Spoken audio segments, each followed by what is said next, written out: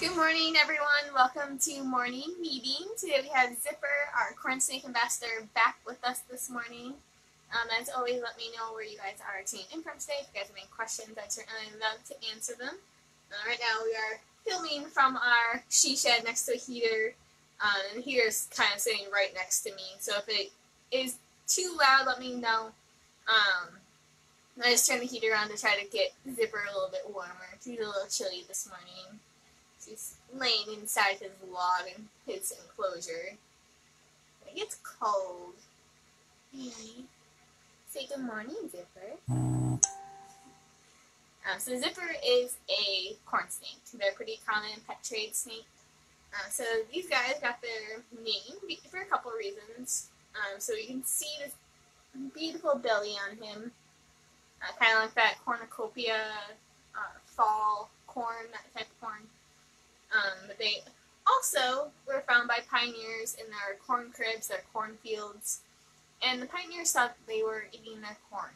But of course, our snakes are carnivores, so they're meat eaters, and so they were not actually eating the corn, they were eating the mice that were in those corn cribs and cornfields. So that's how they got their name, because pioneers thought that they were eating their corn, which is really silly, because they were just trying to keep the mice in control that were in those corn cribs and cornfields. Right. Good morning, Tiffany. Good morning, Susan. He is absolutely gorgeous, Susan. So they can come in a wide variety of how dark or light they are. So they can be almost like a white, like a really light orange, to almost black. So you can see he's, I'd say probably in the middle of what they can come in terms of their coloration. But you can see he has these beautiful markings on him. And he does have this really dark red surrounded by almost a black color. So sometimes they can be just that pure dark, where they can, on other times, they can be, if you look down the side of him, some of those really light orange, whitish scales that he had on his belly, or near his belly. So they can come in a really wide range of colors, but he is absolutely beautiful. Good morning, Chuck from Rhode Island. Yes, very, very handsome, Tiffany. Good morning, Jacqueline. You are so handsome. You're like, I'm so cold. So I was sitting by the heat lamp. So he's right now curled all around my hand, just trying to keep warm. Good morning, Kim. Welcome. Because he is a reptile.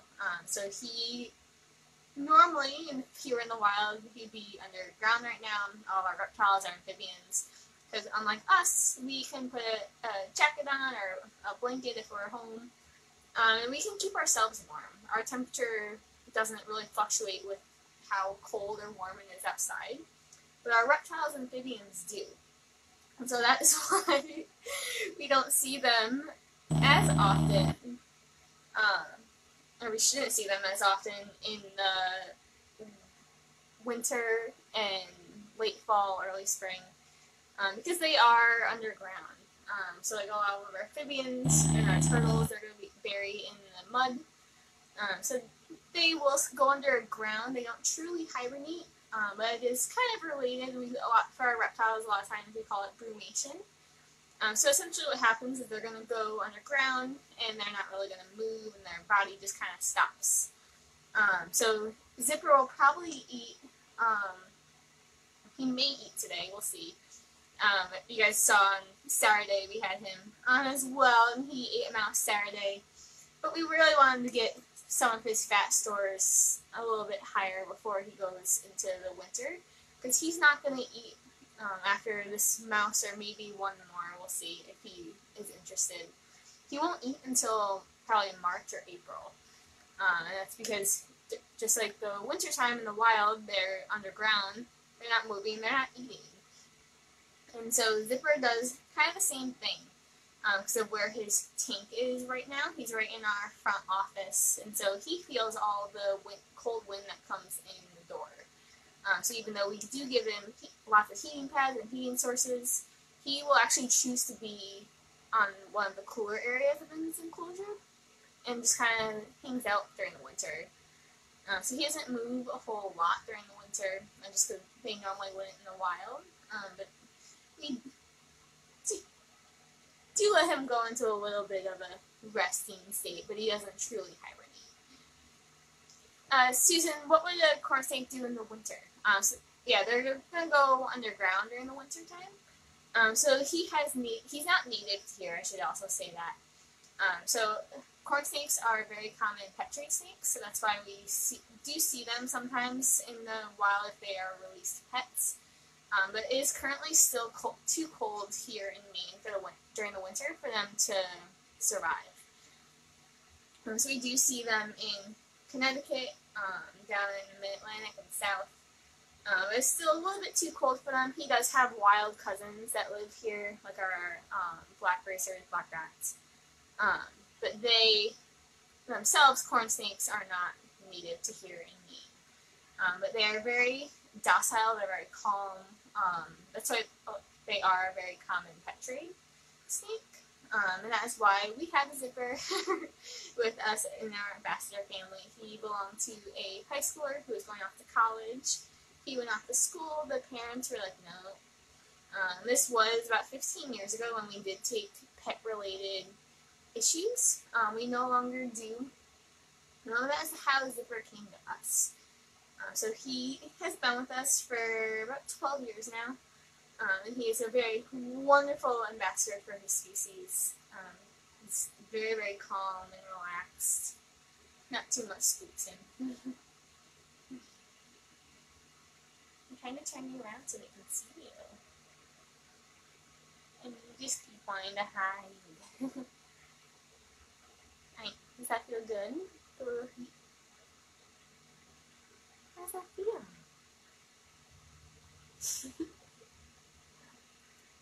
You can see he's flicking his tongue right now. He's probably smelling my phone. I just made everyone's breakfast this morning.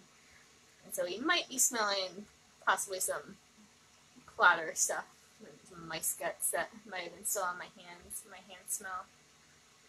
Is that what you smell on my phone? Or you smell all the people that are usually in here. So our she shed where I am right now is where currently our leadership usually meets, just to give them a little of the space for them to be able to see that inside of our current facility. It's very tight, nonetheless. So sometimes people will have meetings and stuff in here. How's that? Is that better? You can get all the warmth. Of course, we are really excited. We are so close to being in our brand new facility right next door in our new building, and have actual classrooms in our expanded medical clinic and meeting space, which we don't really have right now.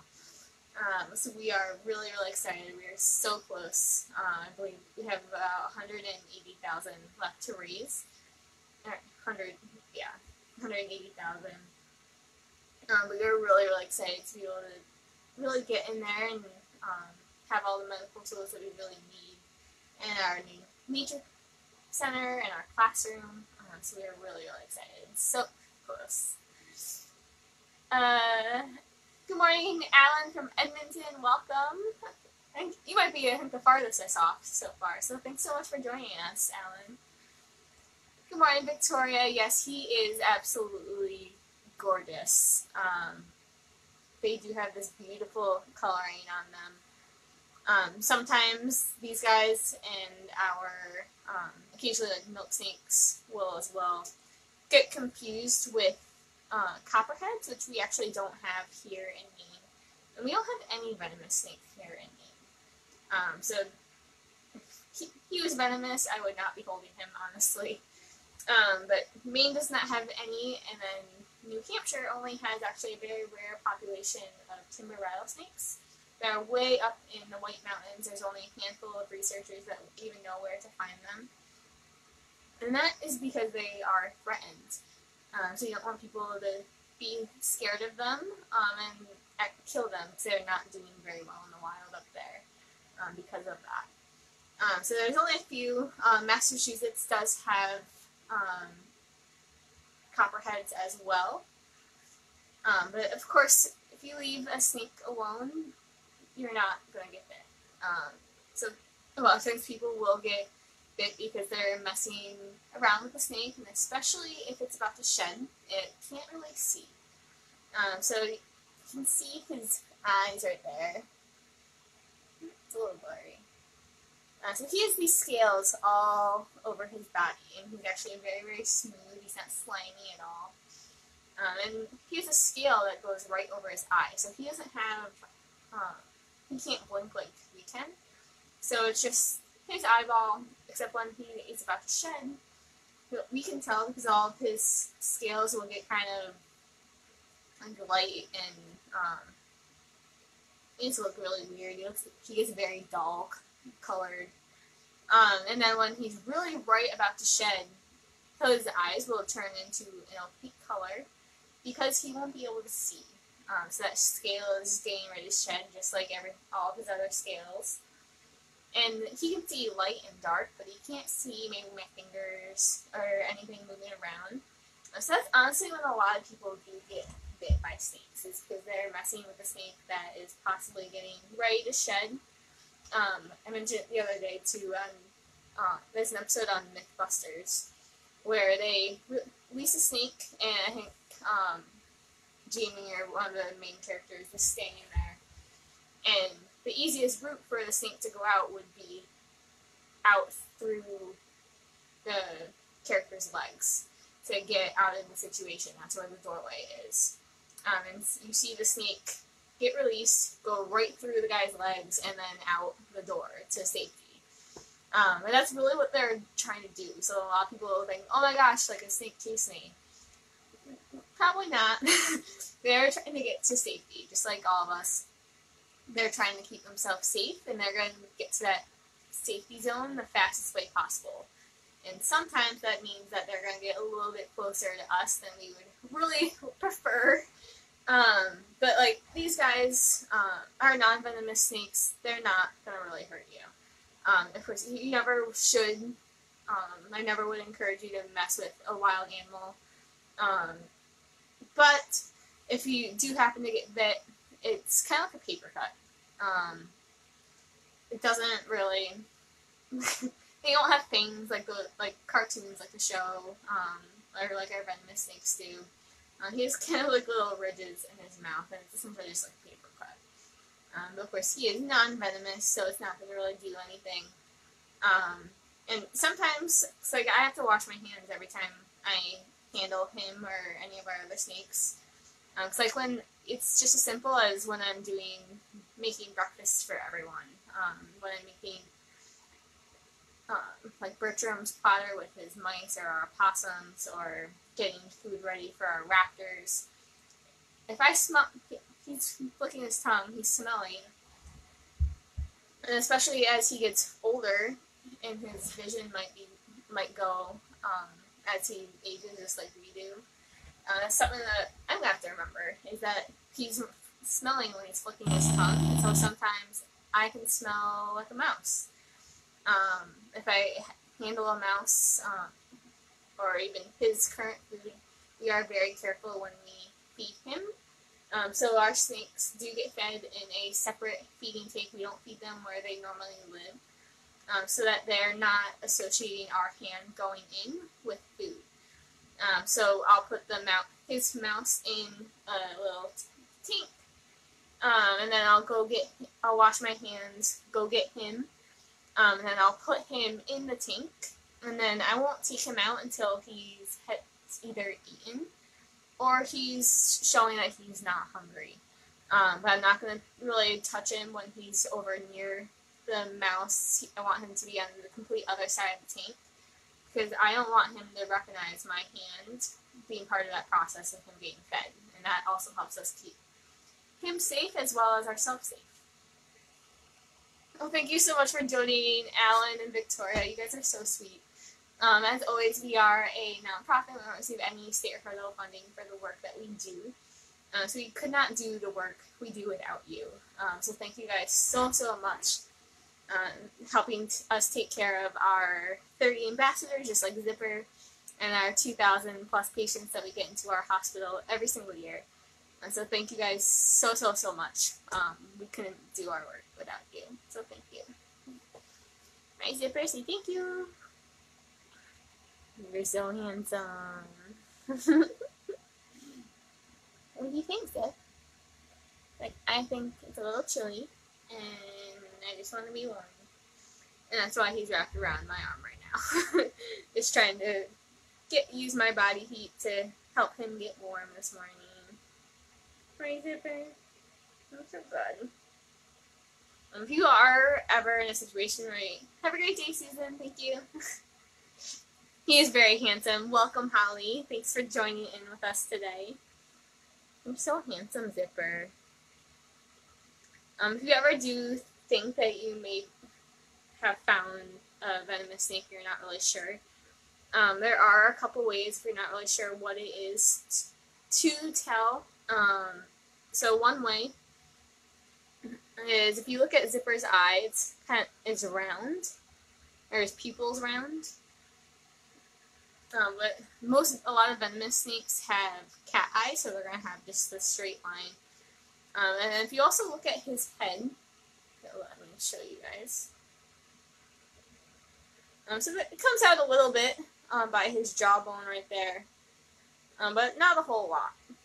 So a lot of our venomous snakes also have a very distinct, large arrow-shaped head. So right around that jawline is going to pop out really well. When in doubt, though, of course, you never want to mess with a wild animal, and particularly if you're not sure what it is, you definitely don't want to risk their safety as well as your own. But these guys really are just magnificent. They are wonderful for our own rodent control. So they eat lots of mice, all of our snake populations. And you think mice carry a lot of gross things. They have a lot of ticks on them, they carry a lot of diseases. And so these guys are taking all that bad stuff, all the diseases, those ticks that might be on the mice, out of our environment. So they're eating all that mouse, or all those mice, and really helping us keep our own bodies clean and our own habitat and our own environment clean. So, like I understand. I used to be actually afraid of snakes myself. Not that I would ever hurt them, but more of oh, you're holding a snake. I'm just gonna stand over here and watch from a far distance. And it wasn't until I started really working with them that I really just so in love with you, Zipper. He's so calm and so sweet. And he definitely helps us on our programs, really help teach about snakes and why they really are given a bad reputation, but they really are great for us, even if you are afraid. We get it all the time. People are like, yeah, please, don't, either please don't bring a snake, or please, I want to keep my distance, and we respect that. I can definitely respect that, knowing my own background. But really, if you give them the chance, look at that face. He's just so sweet. And such a good boy. Good morning, Priscilla. Welcome. I do want to mention to you guys, so tomorrow we will be holding morning meeting just a little bit earlier than normal. So we will be on here at 9:30 tomorrow morning. We do have a workshop for our staff tomorrow in the morning, and so we will be filming a little bit early just so we can all attend that, which will be really exciting. But we will be here at 9:30 just as normal, and have a morning meeting just a little bit earlier tomorrow morning. And I'll mention that again in a few minutes at the end. Good morning, Tiffany. Yeah, it is amazing to watch him move. If it was a little bit warmer, I'd let him kind of crawl around. That's Zipper, one of Zipper and our reptiles' favorite thing to do in the summertime. So when it's really warm out, we'll let them just go for a walk. It is very controlled. We don't just let them go. But as they warm up, they do get faster. I can actually just put Zipper down on the ground and I'll stay next to him and let him explore the tall grass. It's really fun to do right before or after mow. It's one of his favorite summer activities is just going through and winding through the grass and stuff like that. Have a great day, Alan. Thank you so much for hanging out with us this morning. Of course, it's way too cold for that today. It is actually going to be a little bit warmer. The highest today here in Cape Nedick, I think it's going to be almost 55 or 60. So it'll be a little warmer, which will be nice. So maybe some of our more hardy guys can go for a walk or something later. Like George or Wood Turtle. Or some of our fox turtles are a little bit more hardy. But it is too cold for you, Zippy. So I love to explore. You'd be really amazed at how well reptiles respond to environmental enrichment. So we'll give him lots of new plants and new substrates. So sometimes we'll give him sand or pebbles or wood chips. And just give him lots of different things to explore, different things for him to crawl into. He has a tree that we rotate in and out. That's like it's meant for a reptile or a fish tank. It's like a little tree, little thing only about this big that he can crawl up and around and play in. So they really do like to explore their new surroundings, move all those muscles and get some exercise. Imagine he is about 5.5, 6 feet. So if he's all uncurled, okay. He's like, nope, we're gonna hang out. It's cold. To take my word for it, I guess, today. But when he is all not bundled around my arm, I promise he is very, very long. And they will have to work out all those muscles, just like we do.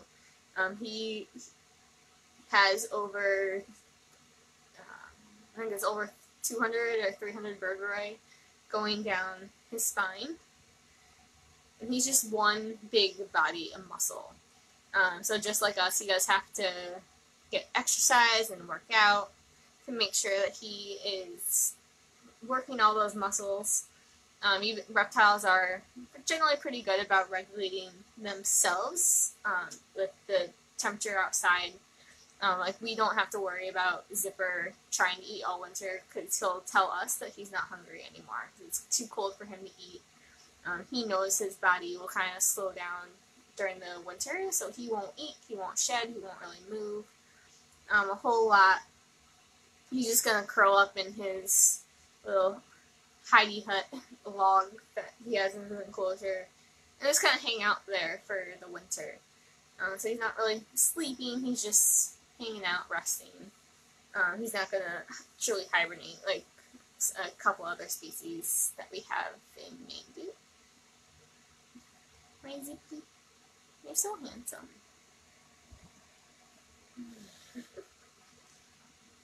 It gets so cold. I'm going to try to flip the camera. Good morning, Naomi. Welcome. I'm going to flip the camera so you guys can see a little up close of his face.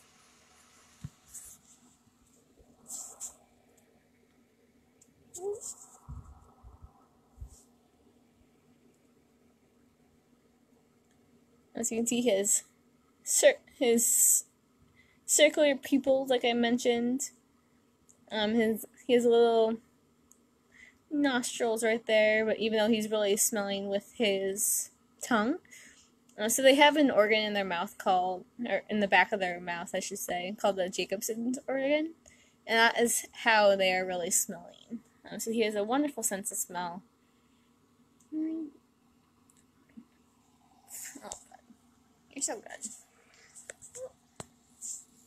He's very cute. I would definitely agree, Naomi. He's a very handsome, handsome boy. We're very lucky to have you. He is about 20 years old now, so he's been with us for about 12 or 13 of that. So he is getting older for sure. A lot of snakes in captivity will live 20, 30 years or so. So he's about 20-ish right now, and so we still hopefully have a really long time with this handsome man. He's a phenomenal ambassador, helping us really teach about why snakes are really good for us, and while we respect people that are afraid of them. Really, he's just the sweetest boy. He's so good. Yeah, very, very handsome, Naomi. Yes, so handsome. And I just want to curl up and get warm all around. I'm using my body heat to get warm. I'm so good. What do you think? So when they do shed, actually I'm gonna flip. Sorry guys. I didn't want to show you guys. So you can see all his little scales on him. And how one side kind of has a little point to them. So see where the points are all going down? And that's the way his scales are. And so when we take Zipper out of his enclosure, we have to be really careful because we don't want to pull him backwards if he's in his log. So we do try to get him to come forward to us so that we don't catch any of his scales on his log. Because if you can imagine, all those scales are made of the same stuff our hair and fingernails are made of, called keratin. And when he does pull those scales up, it's not a fun experience. It hurts. Just like when we pull hair out and we break a nail. So it's not very comfortable for him. And he will shed all of his scales, hopefully when he's really healthy and he has good humidity and he's doing really well.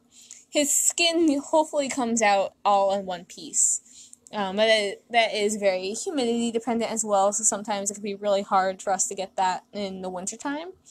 But we do try really, really hard. He'll get a humidifier. So we do try to give him the best life and best shed and keep him nice and healthy the best we can. He'll shed all that out from it.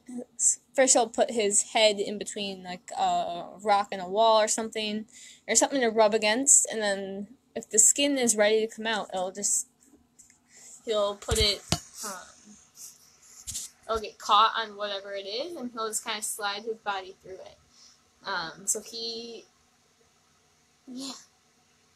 has lots of things that he can rub against in his enclosure, just so he has the ability to shed.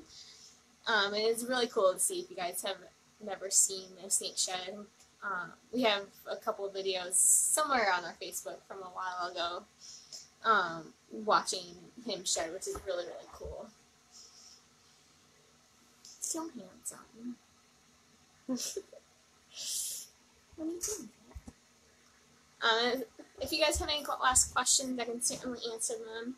But otherwise, we are going to go get Zipper nice and warm, see if he wants to eat today before he really stops pretty soon for the winter. So as always, thank you guys so much for hanging out with us today and still continuing to come hang out every day. I love it. I love seeing you guys every day. You can see where everyone's from. And we're still doing some of our normal programming, but it's definitely not fully back to what it was before the pandemic started. So this is really the best way that we can still connect with all of you. So thank you guys so much. Tiffany, are snakes vulnerable at all during their sheds? Yes. So right before they shed, so his scales will start to turn like an opaque white. And right before he's about to shed for usually 3 or 4 days or so, he really can't see. So they don't blink like we do. They just have a scale that goes over their eye. And so when they're about to shed, that scale over their eye just turns that opaque white. And so they can see light and dark, but they can't say fingers per se. So that's honestly when a lot of people do get bit, is because they are trying to mess with the snake that's about to shed, and they can't really see. And just they don't have arms and legs like we do. So they can't go, hey, like, please leave me alone, like, you're too close. And so when they're scared, they do strike occasionally, trying to defend themselves. And so that's definitely when they're most vulnerable, is when they're just about to shed and they really can't see. Tiffany, are like the scales already hardened under that shed, or do they harden up? Yeah, they are hard underneath. So he is very, very shiny and beautiful right after he sheds, and he'll maintain that until he is ready to shed again. But they are already hard. You're welcome, Tiffany. So again, another reminder that we will be filming a little bit earlier tomorrow morning. We'll be having our morning meeting at 9:30, because we have a workshop for all of our staff tomorrow, which will be really fun. So we will still be here just a little bit early tomorrow morning. Oh, thanks, Chuck. So as always, thank you guys so much for hanging out with us this morning, and we will see you guys tomorrow morning at 9:30. All right, Zippy. Have a great day, everyone. Bye, Zip.